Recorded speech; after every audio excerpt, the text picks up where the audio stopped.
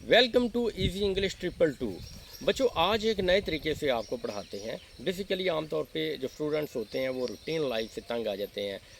कुर्सियों पे बैठ के वाइट बोर्ड को देख देख के, दीवारों को देख देख के वो उकता आ जाते हैं। तो ये एक नया तरीका पढ़ाने का, नेचुरल इन्वायरमेंट में आपको पढ़ाते हैं और यहाँ पर आपको ग्रामर और इंग्लिश वगैरह सिखाते हैं। जैसा कि ये आप देख सकते हैं आपके सामने ये दरख्त हैं जामन के।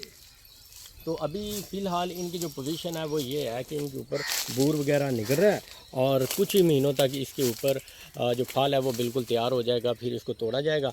तो इस सारे मंजर को अगर हम इंग्लिश में कन्वर्ट करें तो वो कुछ इस तरह से बनेगा। ये जामन के दरख्त हैं, these are black plum trees. जो जामन है इसके दरख्तों को ब्लैक प्लम कहते हैं, जो कि इंतहाई खूबसूरत मंजर पेश कर रहे हैं। They are presenting a very beautiful sight. ये अभी फूलों पर हैं और इन पर अभी बूर निकल रहा है। They are currently covered with flowers and blooms are appearing on them. सिर्फ एक महीने के अंदर अंदर इसका फल पक कर तैयार हो जाएगा।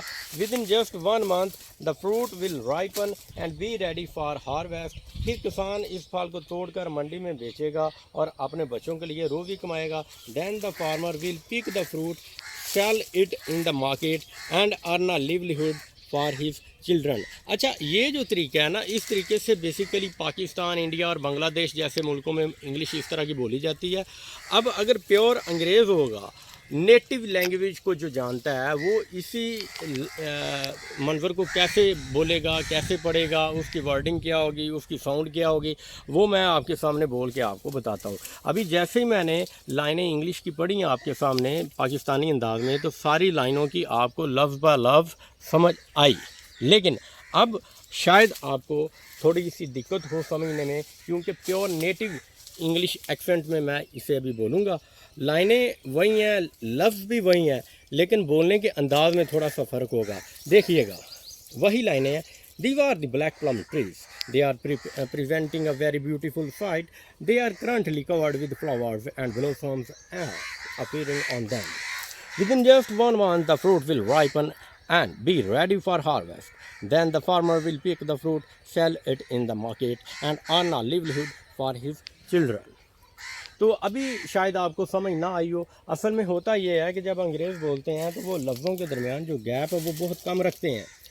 लफ्ज़ों के दरमियान गैप कम रखने का मतलब ये है कि वो लफ्ज़ों को स्पीड के साथ अदा करते हैं, जिसकी वजह से वो लफ्ज़ आप पकड़ नहीं पाते। आपका जो दिमाग है वो कुछ सेकंड्स लेता है उन्हें ट्रांसलेट करने के लिए, चाहे वो माइक्रो सेकंड्स हैं या नैनो सेकंड्स हैं। लेकिन आपका जो ब्रेन है, जो आपके न्यूरॉन्स हैं, वो मुकम्मल शॉर्ट टाइम पे उन्हें कवर नहीं कर पाते, जिसकी वजह से आपको समझ नहीं आती कि अंग्रेज़ों ने क्या बोला। असल में लफ्ज़ तो वही होते हैं, लाइनें भी वही होती हैं। तो अगर आप इस काबिल बनना चाहते हैं कि आप इंग्लिश को बोल सकें, लिख सकें, पढ़ सकें या इंग्लिश में काम कर सकें, कोई भी एक्टिविटी परफॉर्म कर सकें, तो आप हमसे रब्ता करें। Easy English 222। अगर फिज़िकल क्लास लेनी है तो आप हमारा नंबर नोट कर सकते हैं, 03355953 और चौक सदीक़ अकबर शर्कपुर शरीफ। आप हमारी एकेडमी को ज्वाइन कर सकते हैं। Thank you very much.